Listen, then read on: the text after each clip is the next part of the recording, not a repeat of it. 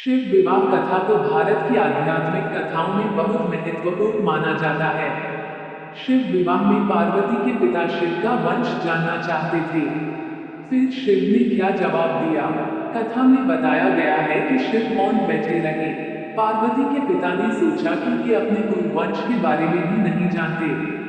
भगवान शिव और पार्वती की शादी बड़ी ही भव्य तरीके से आयोजित हुई। पार्वती की तरफ से कई सारे उच्च कुलों के राजा महाराजा और शाही रिश्तेदार इस शादी में शामिल हुए, लेकिन शिव की ओर से कोई रिश्तेदार नहीं था, क्योंकि वे किसी भी परिवार से ताल्लुक नहीं रखते। आइए जानते हैं आगे क्या हुआ। भगवान शिव और पार्वती की शादी बड़ी ही भव्य तरीके से आयोजित हुई। पार्वती की तरफ से कई सारे उच्च कुलों के राजा महाराजा और शाही रिश्तेदार इस शादी में शामिल हुए, लेकिन शिव की ओर से कोई रिश्तेदार नहीं था, क्योंकि वे किसी भी परिवार से ताल्लुक नहीं रखते।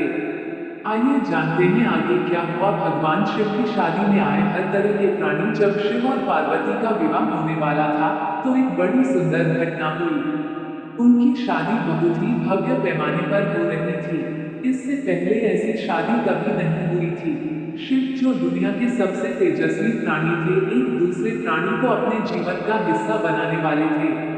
उनकी शादी में बड़े से बड़े और छोटे से छोटे लोग शामिल हुए। सभी देवता तो वहां मौजूद थे ही, साथ ही असुर भी वहां पहुंचे।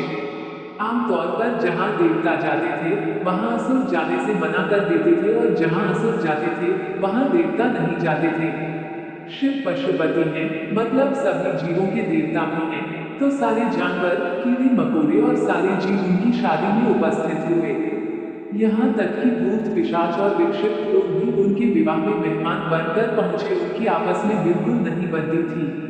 मगर ये तो शिव का विवाह था, इसलिए उन्होंने अपने सारे झगड़े भुलाकर एक बार एक साथ आने का मन बनाया। शिव पशुपति हैं, मतलब सभी जीवों के देवता भी हैं, तो सारे जानवर, कीड़े मकोड़े और सारे जीव उनकी शादी में उपस्थित हुए। यहाँ तक कि भूत पिशाच और विक्षिप्त लोग भी उनके विवाह में मेहमान बनकर पहुंचे।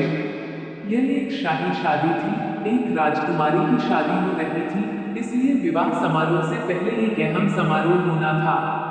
भगवान शिव और देवी पार्वती की वंशावली के बखान की रस्म वर वधू दोनों की वंशावली घोषित की जानी थी। एक राजा के लिए उसकी वंशावली सबसे अहम चीज होती है, जो उसके जीवन का गौरव होता है। तो पार्वती की वंशावली का बखान खूब धूमधाम से किया गया। ये कुछ देर तक चलता रहा। आखिरकार जब उन्होंने अपने वंश के गौरव का बखान खत्म किया, तो वे उस ओर मुड़ी जिधर पर शिव बैठे हुए थे।